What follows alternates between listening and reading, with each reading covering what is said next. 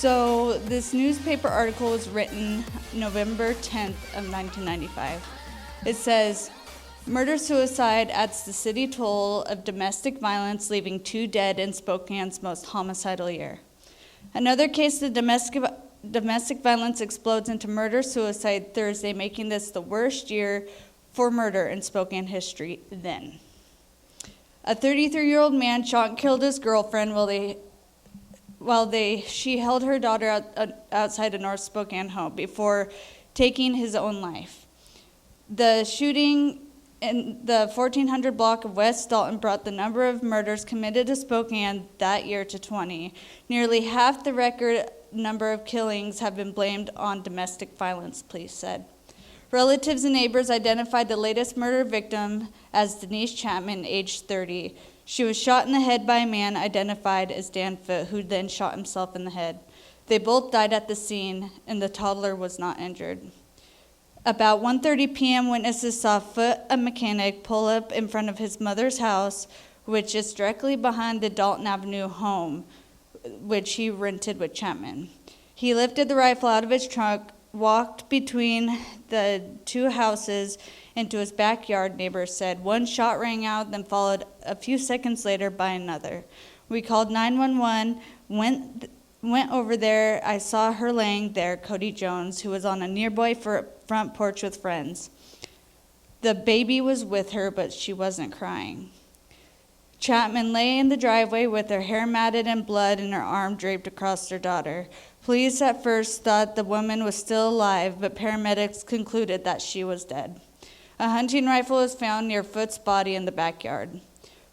Foote's mother, Ann, ran into the yard, picked up the child, yelling to the neighbors he shot them all, said Sherry Ray, who lived across the street on Dalton.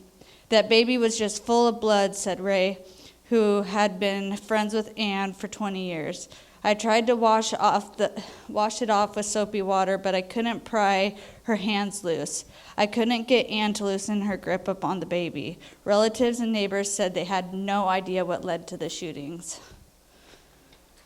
And I'm that little girl that this article talks about. I was that little girl who was left without both mom and dad, and my sister and my brother without a mother.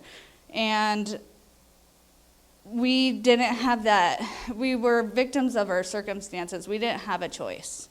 There's nothing we could have done. And for me, growing up, that left me as a very confused child. It led to behavioral issues. It led to anger. It led to just complete misbehaviors and threatening to run away, all kinds of stuff, even more extreme for me than probably the average teenager or child. And so this led to me taking my first drink of alcohol at 13 years old at my sister's house one weekend. And after that, it flicked a switch in me that said, I like this. And I wanted to keep doing it. And so I went home that Sunday for school the next week, and my whole behavior was like just completely different. I got grounded. I don't know what led to that grounding, which led me to moving out that night. I was like, yeah, I don't need your rules anymore. I'm going to move out. And so to get the phone, it was a big old ruckus to get the phone, but I was able to call my sister and ask her to come pick me up. And she was so willing. She's like, I want to have a relationship with you, so I'll come get you. Well, little did I know that was going to be the start to my road of destruction. I had very to little no rules living at my sister's house, so I was able to smoke weed whenever I wanted to. The weekends, she'd go to the bar, so I'd have her buy me alcohol, so I'd be either having friends over drinking or drinking by myself at 13 years old, which is really sad. But that was fun to me. Today, if I saw someone at 13 years old doing that, that'd break my heart. That'd break my heart. Today, I see it a lot differently, but then it was fun. And so that lasted probably about 6 months before my sister got into her meth addiction. again. She had relapsed, and then I moved in with my brother and continued smoking weed and continued doing what I wanted to do. He was just grateful I was living there and not under my sister's roof. So kind of like there's that battle, like I want that relationship with my sister, but it just wasn't working. So I also have had an issue or addiction to relationships. Because of losing my parents, I felt like I needed a man in my life to make me feel whole, or at least some kind of completeness. Because of me being so confused and having that brokenness in my heart, I felt like this was going to fill me. Not just smoking weed or drinking, but this relationship was going to fill me. So by the time I lived at my brother's, I was down into 2 relationships. And this next relationship that I am about to enter was going to be the relationship that was going to ruin the rest of my teenage years. And I didn't know. All I knew was that I was going to be smoking weed, and then next thing you know, I'm moving in with this guy. So all this is within probably a few days to a week that I'm moving in with this guy. And he had a good mask on. He was nice to me at first, and the next thing you know, he's yelling at me. All these things are, I could look down, I could look at someone, I could look at another guy, I could look at a girl, and he was jealous, assuming all kinds of stuff. I'd get punched in the stomach for those kind of things. I'd get yelled at. Just, you could probably understand where I'm going with that. So I thought, there's something wrong here. I don't know what's going on, but I'm not doing nothing to deserve all this. So I went downstairs because he was downstairs for a long time, and I saw him smoking some meth. And I'm like, oh, okay. I didn't really know what meth was. I knew that's what my sister was on, but I didn't really know what it was. And so I was like, well, if you can't beat him, join him. Maybe if I use this, he'll stop treating me like this. No, it escalated. So that was just one relationship. And that lasted for a while until I finally got enough guts in me to leave him. And so I had left him and went into detox because it was just like I needed a change. So I went into detox for my first time. And I lasted 30 days. I was 16 or 17, I don't remember. And I was there for about 30 days, and I lasted maybe a week and a half, 2 weeks out before I relapsed again. This is where I met my drug dealer, and he was a lot older than me, so I had to wait until I was 18 to technically date him, but I was now getting my drugs for free. So now I'm using a whole lot more, and now my brain's messing with me, and I'm start hearing voices, I'm seeing things, I'm tripping out, just all kinds of crazy stuff, running from things at 2 o'clock in the morning that aren't there. Just some chaotic stuff. If I wanted to go into detail, which I don't have the time to do, you guys would be rolling at some of the stuff that I did, at the voices and stuff that I heard. But so once I got with this guy, there was 2 other times I ended up going to detox because the voices were so loud and they just got way too scary for me to handle. So I'd be like, I'm ready to go back to detox. Got kicked out the second time. Third time I lasted 3 days, and then I left. So I wasn't quite ready yet. And the reason why is because I wasn't ready to do it with God yet, or God wasn't ready to get my attention to do it with him quite yet. And so to forward a little bit, the last time that I went to detox, which was the 3 days and then I left deal or whatever, I ended up, the house I was staying at got raided. And so we were threatened to leave for Spokane, because Spokane County Police Department was going to raid the inside. The night before, this was February of 2013 when this had happened. The night before, Lincoln County Police Department raided the outside of the house. And so we were threatened with Spokane County the next day. And we either were told, you want to go to jail, you can stay here. If you don't want to go to jail, then you probably want to leave. So I left with nobody, nothing but a backpack on my back and one of those pulley backpack things, and I had nowhere to go for the first time ever. I always had a man by my side providing a place for me to be. And this time I had nowhere because bridges were burned, doors were shut. And that was God's way of saying, I think he's trying to get my attention, let's just say that. By shutting doors, even my other drug dealers wouldn't open their doors to me. So there was something going on. I'm not seeing those red flags quite yet, but he's getting my attention. It took about 2 or 3 weeks after that for him to get my attention. And that's when I ended up going to the Union Gospel Mission Shelter. I stayed there. This was when it was on Sprague. I stayed there for about 2 months and then went to Ann Ogden Hall. And I want to read Acts 26:18. It says, to open their eyes so that they may turn from the darkness to the light, from the power of Satan to God, and that they may receive forgiveness of sins and be placed among those who are sanctified by faith in me. And that's exactly what he did. He needed to open my eyes. He needed to get my attention so that way I could focus on him. Because obviously a man wasn't doing it for me at that time, and there was no man there to love me and support me in a way that I thought they needed to. But God was the one who needed to be there to help me get clean and sober. I didn't do treatment. I tried at one point, didn't work. So I ended up getting clean and sober at the shelter, and that's where it worked for me. And so, which makes me believe that drugs weren't a problem. The relationships were the problem, because it was easy for me to get clean. It was I slammed meth for 5 years, and it was easy for me to just knock it like that. So my clean date's March 20th, 2013, and I got to the shelter March 18th in the evening. So a full day, so March 20th is my 1 day clean. So that day was the start to the rest of my life.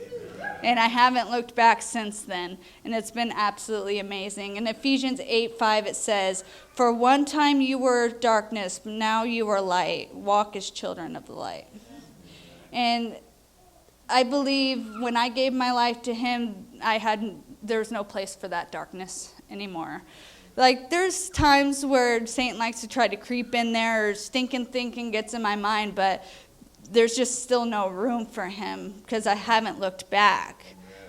And First Peter 1:13 says, therefore, preparing your minds for action, be sober-minded, set your hope fully on the grace that will be brought to you at the revelation of Christ Jesus. I need to be sober-minded. We here in recovery need to be sober-minded, because then we can protect ourselves from the enemy coming at us with his fiery darts and the temptations that he's coming at us with. If we're really following Jesus, if I'm really following Jesus with all my heart, then like I shared on Tuesday at our Celebrate Recovery, is there's no room for relapse.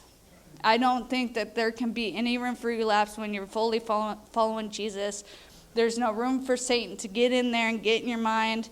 I mean, hard things are going to happen. I've experienced quite a few different hard things since I've been in recovery, and I could have went one way. I could have turned back and used. I could have did anything, but something in me was like, yeah, it's not worth it. It's just not worth it, you know? And so in this walk, when I was at Ogden Hall, they discouraged relationships because of the distraction aspect in recovery. In early recovery, it's a distraction to have a man or a woman be there when you're trying to work on yourself. It's a distraction. I would know, because I decided I would be in a relationship when I was in program, and I decided to hide that relationship for probably 3 or 4 months. I can't remember how long it was, until God decided to speak through me one day to my counselor and telling myself that I was in a relationship, and that would be with Nick back there. And because really it didn't last very long when I went to Family of Faith till I found a relationship. But it took me a little while to see if he had a mask on to see if he was fake or if he was going to be one of those guys that I've been with in the past. So it took me a while to just kind of watch and see if he was going to be that kind of guy. And so we ended up getting into a relationship in August, I believe it was, of 2013. And so this year will be 9 years that altogether we've been together. So, yeah, it's crazy to think that it's been that long. But so when I had told on myself, I was given a challenge, an ultimatum, to either stay in program or leave program and stay with him. And so I was angry. I'm like, who are you to tell me I can't be in a relationship? I mean, I'm doing what I need to do here, but I really wasn't. I was very distracted. But I didn't want to think I was, but I was. Because once actually, he encouraged me to stay in program. He said, if I'm meant to be with you, I'll still be here. I'll still be here. And he was, he in which all the other guys I've ever been with would have encouraged me to leave. And if that would have happened, I wouldn't be in this room today probably. We wouldn't, because sin would have been invited in, and who knows what would have went in from there. So everything happens for a reason and a purpose, and that was a great reason. Because I could have let my frustrations, because I even called my aunt, like, this is what's going on, can I move in? I was all ready, and Nick's like, no, you need to stay in program. So because of that, I believe today our marriage is blessed, and 100% blessed. So when he proposed to me in 2014, we got married in 2015. And so this is how the blessings go. When you do a relationship right, this is how blessings can go. Because we signed on a house 3 days before we got married. His desire was that we'd be able to move into a home together. Well, we didn't technically move into that home for like 6 or 7 months or something like that, or 6 months or something like that after we bought it, because it was torched and completely gutted and needed to be renovated and all that good stuff. So he was able to carry me through the threshold when it was all done, and had a whole bunch of people there to surprise me, which I had no makeup on. I had no idea this was going on, which I don't wear makeup today. I'm wearing it today, but I don't wear it today, so I'm totally comfortable now. But it's like to have 30 people there, and I had no idea what was going on. I was blindfolded, so I had no idea. So, I mean, and now we own that house. We own three houses now, I think. 4. Something like 4 houses, and we have amazing animals, and our desire was to become parents, and we will be celebrating 7 years of marriage this June. It took us 6 years to be able to have our pride and joy back there, and it's a blessing, because being a mom is like the best thing I could ever imagine. I mean, she just brings out a whole different person in me that, like, I loved other people's children, but now I see children like just, they're amazing. I love kids. And now we also have a Celebrate Recovery that we lead together, and that was even in our thoughts or our future or anything that we really wanted to do, but God's like, hey, you want to do this? Because it's needed. And because it's needed, we're able to do it. And it's been nothing but a miracle and a blessing, because everything, how it's come together, and the people that come every week, and the people who hear about us, that's like, how'd you hear about us? Because we just now started advertising a little bit more and a little bit more. And so everything that is aligned with God's will is to happen. In Romans 8:28 it says, and we know that for those who love God are called according to his, together for good to those who are called according to his purpose. And I do believe that there was a period of time where I felt stagnant, and I felt like I wasn't growing. And today, and being able to be trusted, I feel like I'm growing, and I feel like just God is doing some great things. And there's a picture that is going to be up on the screen. This was before my meth addiction. I was just smoking weed and drinking in this picture. I look like a hot mess. No one ever told me I drew my eyebrows this far apart. Like, nobody ever told me. I look back when I got clean, I'm like, why didn't nobody ever told me I use black eyeliner? Like, I got blonde hair. Nobody ever, I mean, I didn't tell you if you got a booger in your nose, you can't tell me. Yeah. So, and then today you could see the light of Christ in our family. You could see the darkness just all over me, and then the light of Christ. It's amazing. And I just want to thank you guys. I thank you, Sarah and Matthew, and just to have this opportunity to share, because we all have a story, and God wants to use it. So if you have a story, and God says, "Hey, I want you to share it with somebody. I want you to get up on stage and talk," or whatever it might be, listen, because you might just help somebody one of these days. Amen. That's all I got.